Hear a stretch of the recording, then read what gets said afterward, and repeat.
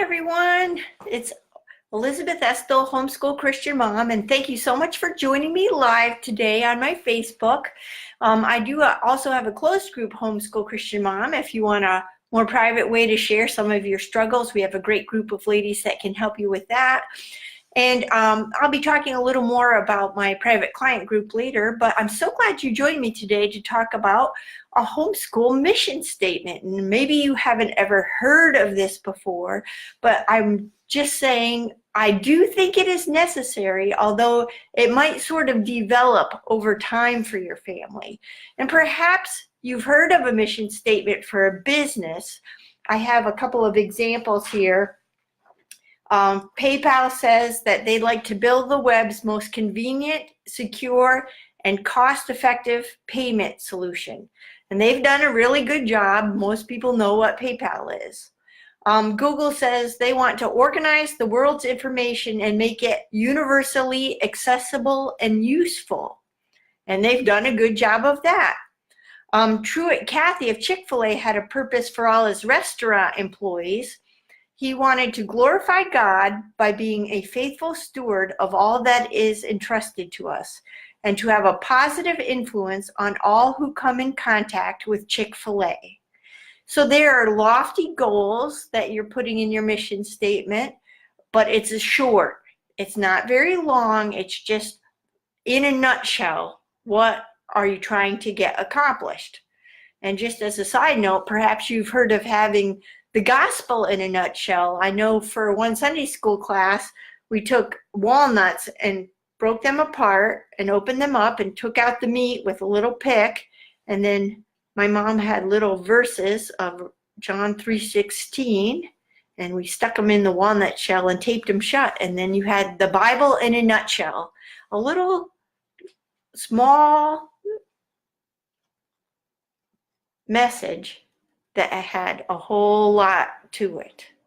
And that's what your mission statement is going to be. It's going to be something small and compact, but it's going to have a whole lot of implications to it to help you with your homeschooling. And a lot of us moms, if we're going to homeschool, we start out with big dreams and big ambitions, and we're going to be the best mom, and we're going to be the best homeschooling mom, and our kids are going to love having us as teachers, and we're going to have a lot of fun every day. And we do have a lot of fun, especially when our children are younger. We can do a lot of really neat activities, but there does come a point when a lot of the learning just becomes foundational. You have to know this thing before you can learn the next thing. You have to know this before you can understand that. And that's one reason why pre-algebra and algebra is so difficult, is it's setting the foundation for future math learning. And they have to be able to think differently about problem solving in order to understand the math. So we start out with all these dreams of what we like to do, and we want to raise up responsible citizens. We want to raise up good Christians who love the Lord and serve Him. And after a while, sometimes as moms, we're just like, if I can just survive the week, I'm doing well. If we can just get through the next lesson, I'm doing well. If I can just get them through this spelling lesson, I'm doing well. And we go on more of a survival mode. And so we want to look at why you should have a homeschool mission statement and how it will help you.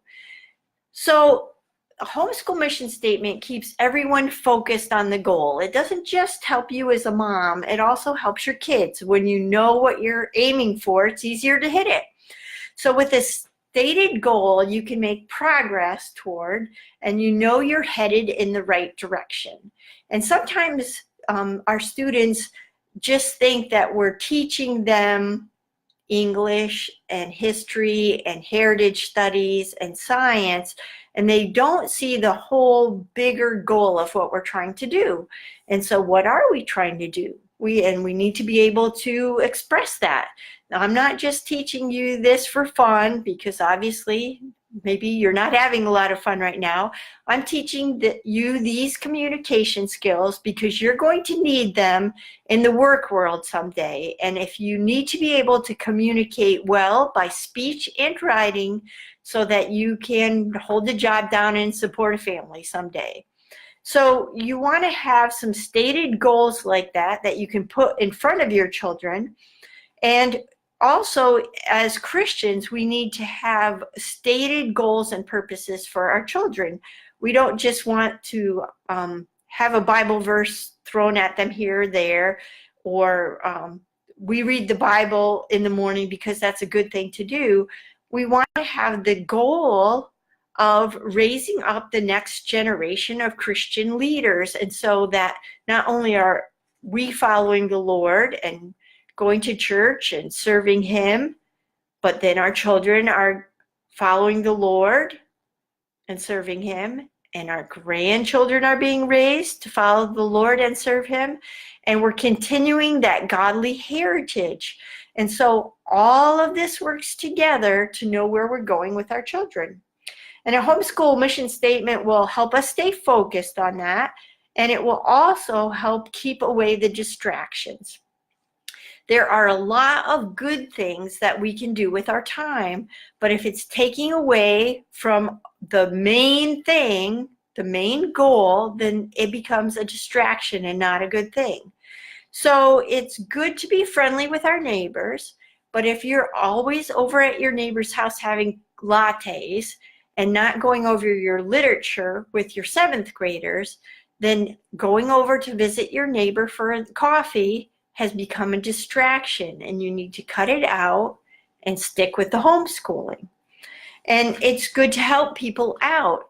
And I like helping people out. I like feeling that I'm needed, but a lot of times it's easier for us to be needed by someone else than by our family, because our family forgets, takes us for granted. They don't say thank you, and other people will be brimming with gratitude. Oh, can you watch my 12 cows and 2 pigs and the chickens while I'm gone for the weekend, and my 3 children, and we'll be eternally grateful for you. And you're like, oh, wait a second. My kids need me. Our homeschooling is very important. We're going somewhere with this. We're preparing them for life. And so even though I would love to help you, I'm not going to be able to do it. And sometimes it's very hard for us as moms to say no. And it's good when our husbands help us say no, but we need to learn to say no too and keep focused on what we're doing with our own children. And sometimes there are good things that come up for your children, and you're like, oh, this is a great opportunity. They can go, and they've been chosen for all-state trombone player. And it's just going to involve 15 hours of rehearsal every week and another 6 hours of travel time. And you have to really look at these things and say, is this where we're going with our goal for our family? Is this what we want to do? And it may be that you have a child that is going into music education, and being in the all-state trombone choir is very important to them, and it may be just a distraction. So you have to look at those things carefully with your family. Sometimes even with sports, if you can be in a soccer club that's close by and it's convenient for your family, it may be a great thing. Good friends, lots of physical activity, that's all good. But if you have to drive 2 hours one way to go to practices, and then some of the games are 3 and 4 hours away, you might have to relook at it. I will say that I always believed that God would provide whatever our family needed where we were. So because I believed that, I looked diligently in our small rural community for people who could help me meet the needs of my children. And it was wonderful how the Lord provided piano teachers that would come to the house, a man that took my son hunting, a lady from our church who taught my daughter to crochet, people that would do the extras with my children that maybe I didn't feel comfortable doing, or it was an outreach somehow, and we were able to get these different needs met where we were. And I think if you take that view that God has provided the needs for your children where you are and look for them, you'll be pleasantly surprised how God has made that possible for your family. Okay, and let's see, a homeschool mission statement also helps us to have get good directions. And I'm going to use the American Red Cross as an example here. Their mission statement is to prevent and alleviate human suffering in the face of emergencies by mobilizing the power of volunteers and the generosity of donors. So they have a very specific mission statement, and that they can do good in a lot of ways, but they've chosen to do their work dealing with emergencies. And so that helps them to stay focused and know where they're going. And it helps them make decisions about what they're going to do. And the same thing with your homeschooling. You're going to use that to help you make decisions. And just another example, if your daughter has an opportunity to go to Sweden for 2 weeks with friends, and it would be a great opportunity, and that's so cool. But if it takes away resources, like financial resources from the rest of the family, that for school books or something else, you may need to rethink, is it really a good opportunity, or is it just a distraction for us? And a homeschool mission statement also helps us to make good decisions. And I'm specifically thinking about our time.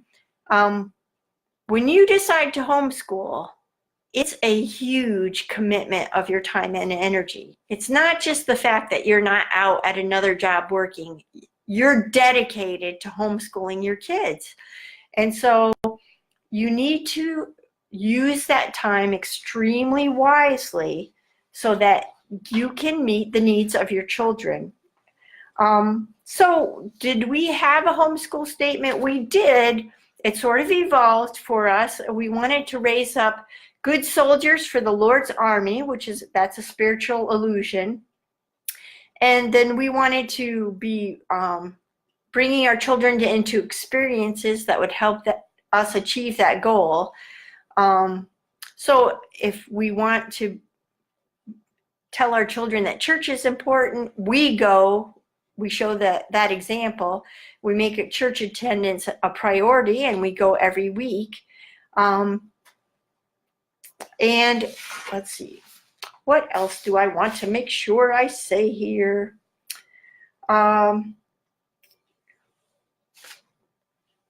For us, we wanted to raise up our children to be good soldiers for the Lord. But then we did change it to say, not just soldiers for the Lord. We wanted our children to be like special force Christians, so that our whole education was teaching them not just what they needed to have a solid foundation for employment later, but so that they could be leaders in the next generation of Christians. So those are just some ideas today that I hope that will help you think about the importance of a homeschool mission statement. And as you're watching this on replay, just feel free to comment on that. And if you come up with some good ideas, just put them in the comments so we can help each other to come up with a good mission statement, keep ourselves focused, away from distractions, and meeting our goals for our students. If you feel like you would need some more mentoring yourself for your homeschooling, I do have a private client group that I talk about on my Homeschool Christian Mom page. And I would be glad to call you and talk to you or video chat with you about that. And we'll see what we can do to help you meet your homeschooling needs. Thank you for joining me. Have a great day.